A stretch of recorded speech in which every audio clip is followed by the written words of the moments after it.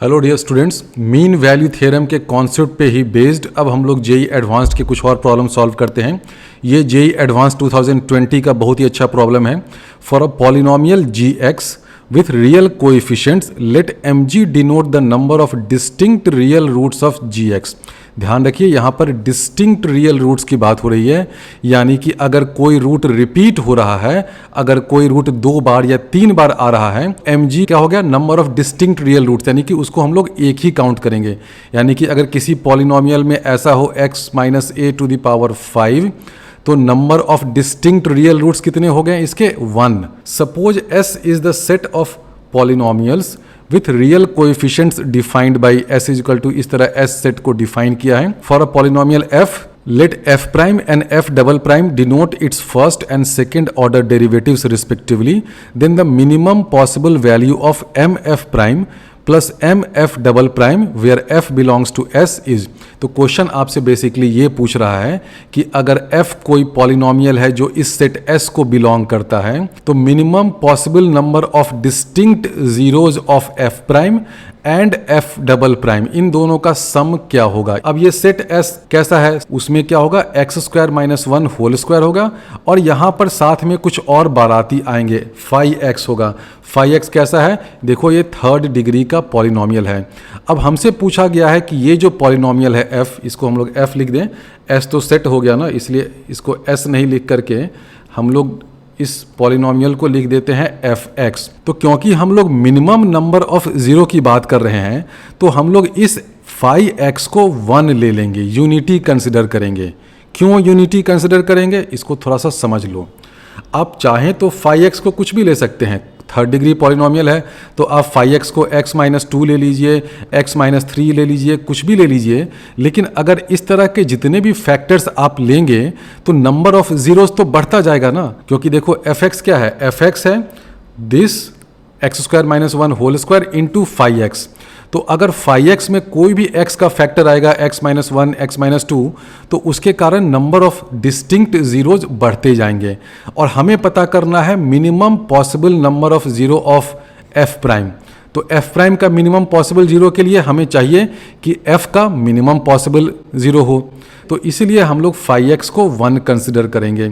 5x को आप 0 क्यों नहीं कंसिडर कर सकते हैं, क्योंकि अगर आप 5x को 0 ले लेंगे तो f पॉलिनोमियल क्या हो जाएगा, ये 0 पॉलिनोमियल हो जाएगा, और 0 पॉलिनोमियल का तो इनफाइनाइट नंबर ऑफ जीरोज होता है, तो f प्राइम x क्या हो जाएगा, ये भी 0 हो जाएगा।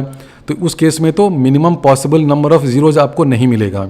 तो क्योंकि हमें minimum possible number of zero चाहिए, इसलिए हम लोग 5x को इस क्वेश्चन में 5x इज इक्वल टू 1 लेंगे।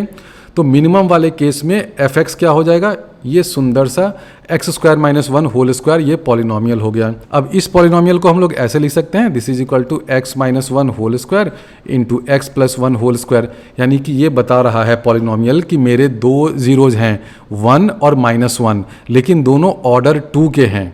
तो इन जीरोज़ को अब हम लोग नंबर लाइन पे डिनोट कर सकते हैं। तो जो f प्राइम होगा ना, उसमें भी x माइनस 1 का एक फैक्टर आएगा और x प्लस 1 का भी एक फैक्टर आएगा। ये क्यों आएगा, समझ लो इसको।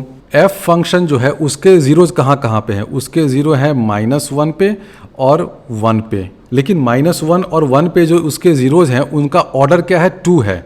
देखो x माइनस 1 होल स्क्वायर है, x प्लस 1 होल स्क्वायर है, तो माइनस 1 और 1 पे जो जीरो है f फंक्शन के ऑर्डर 2 है। तो जब हम लोग f प्राइम फंक्शन बनाएंगे तो इसके जीरोज कहाँ कहाँ होंगे, माइनस 1 पे f का जीरो है ऑर्डर 2 का, तो माइनस 1 पे f प्राइम का भी जीरो होगा लेकिन ऑर्डर 1 का होगा, यानी कि ये रिपीट नहीं हो रहा है। तो माइनस 1 पे एक रूट हो गया और प्लस 1 पे एक रूट हो गया, किसका, f प्राइम का।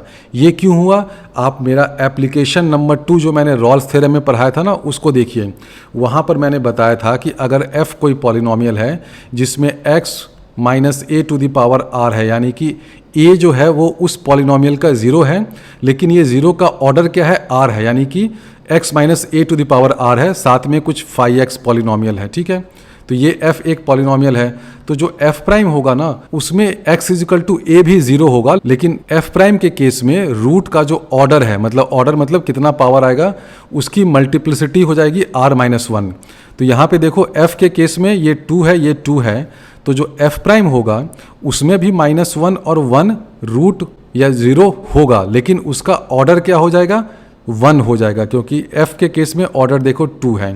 तो f प्राइम जो है उसका 0 कहाँ कहाँ होगा, -1 पे होगा, 1 पे होगा। लेकिन साथ ही साथ आप ये देख रहे हैं कि -1 और 1 पे f की वैल्यू 0 है, यानी कि इस ओपन इंटरवल के बीच में कहीं ना कहीं एक पॉइंट c होगा जहाँ पर f प्राइम c 0 होगा।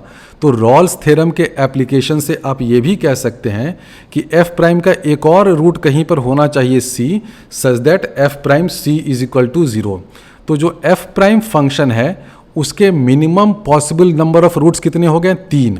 -1 तो होगा ही, ये -1 क्यों होगा, क्योंकि f का जो रूट है, अब मैं इस क्वेश्चन में कहीं रूट बोल रहा हूँ कहीं 0 बोल रहा हूँ, दोनों का मतलब सेम है। इस क्वेश्चन में देखो रूट वर्ड यूज किया है, तो क्वेश्चन में कभी आपको जीरोज ऑफ gx भी लिख सकता है या रूट ऑफ gx भी लिख सकता है। तो जो f प्राइम फंक्शन है, पॉलिनोमियल फंक्शन जो है, इसका एक रूट तो -1 पे हो गया, दूसरा रूट +1 पे हो गया, और f फंक्शन का -1 और 1 पे रूट था। तो रॉल्स थ्योरम हम लोग -1 से 1 के बीच में लगाएंगे तो c कोई पॉइंट होगा जहां पर f प्राइम c 0 होगा, यानी कि f प्राइम का ये तीसरा रूट आ गया। अब हम लोग f डबल प्राइम की बात करेंगे, तो f डबल प्राइम के केस में हम लोग f प्राइम फंक्शन पे रॉल्स थ्योरम लगाएंगे। कहाँ कहाँ, -1 से c के बीच में और c से 1 के बीच में। तो इस ओपन इंटरवल में देखो -1 से c के बीच में कोई एक पॉइंट होगा c1, such that f double prime c1 this is equal to 0।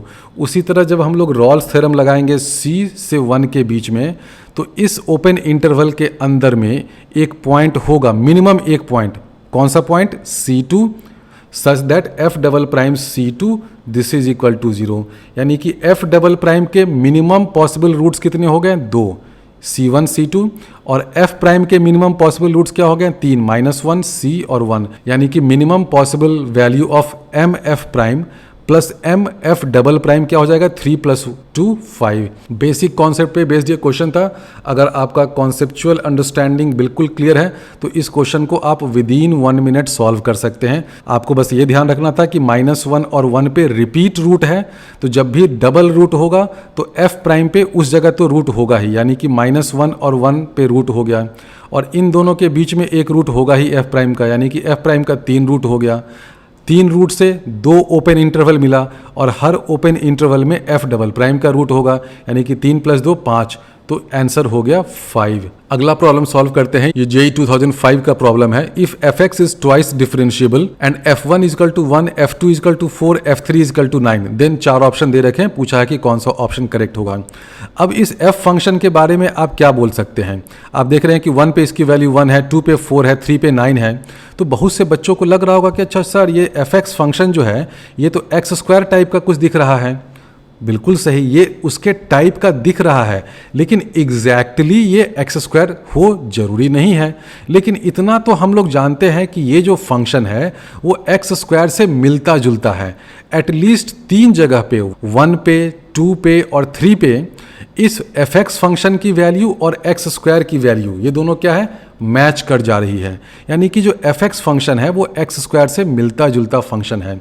तो आप मेरा एक दूसरा लेक्चर देखिएगा, अप्रॉक्सीमेशन ऑफ पॉलिनोमियल्स, वहाँ पर मैंने डिटेल में इस कॉन्सेप्ट को समझाया है कि अगर इस तरह का कोई भी पॉलिनोमियल आपको दिखे ना जो किसी जाने पहचाने नोन फंक्शन से मिलता जुलता हो, तो इसको सॉल्व करने का आसान तरीका क्या है कि हम लोग एक एरर पॉलिनोमियल ex डिफाइन कर लेते हैं, such that ex is equal to fx minus x²। इसका नाम हमने एरर पॉलिनोमियल क्यों दिया है, इसलिए दिया है क्योंकि 3 जगह पे तो बिल्कुल ये मैच कर जाता है, लेकिन उसके अलावा ये मैच कर भी सकता है, नहीं भी कर सकता है, depending upon nature of this ex।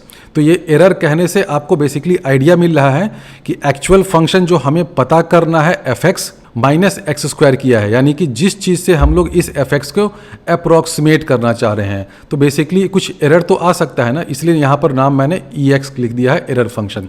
ये समझ में आ गया सबको।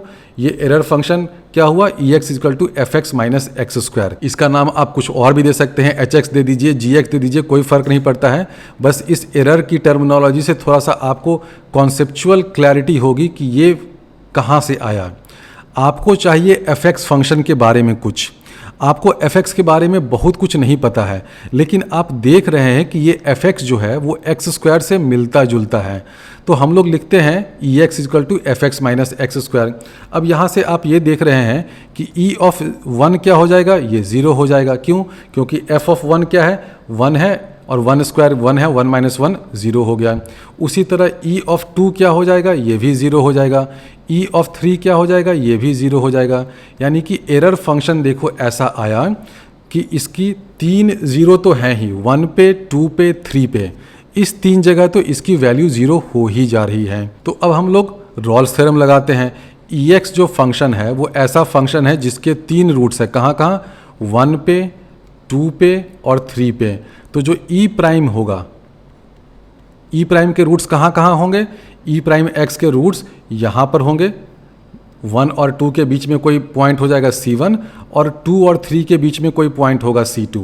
ये इस तरह के लाइंस आप बना लीजिए ताकि आपको क्लैरिटी हो जाएगी कि अच्छा 3 रूट्स हैं, तो देखो इस तरह के 2 इंटरवल हो गए, दोनों इंटरवल में एक एक जगह तो मिनिमम होगा ही जहाँ पर e प्राइम का रूट या उसका 0 होगा। उसी तरह जब हम लोग e डबल प्राइम x करेंगे तो उस पर जब रॉल्स थ्योरम लगाइएगा तो C1 और C2 इस इंटरवल में जब रॉल्स थ्योरम लगाइएगा, किस इंटरवल में, C1 से C2, इस इंटरवल में रॉल्स थ्योरम लगाइए किस फंक्शन पे, e प्राइम x फंक्शन पे। और ध्यान रखिए ये जो ex फंक्शन है या जो e प्राइम x फंक्शन है, ये सारे फंक्शन कंटिन्यूअस हैं, ये सारे फंक्शन डिफरेंशिएबल भी होंगे, क्योंकि देखो क्वेश्चन में दे रखा है if fx is twice differentiable.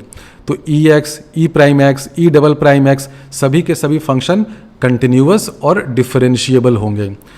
तो जब हम लोग e प्राइम फंक्शन पे रॉल्स थ्योरम लगाएंगे C1 से C2 के बीच में, तो कोई एक पॉइंट मिनिमम आपको C3 तो मिलेगा ही, such that e double prime of C3 is equal to 0।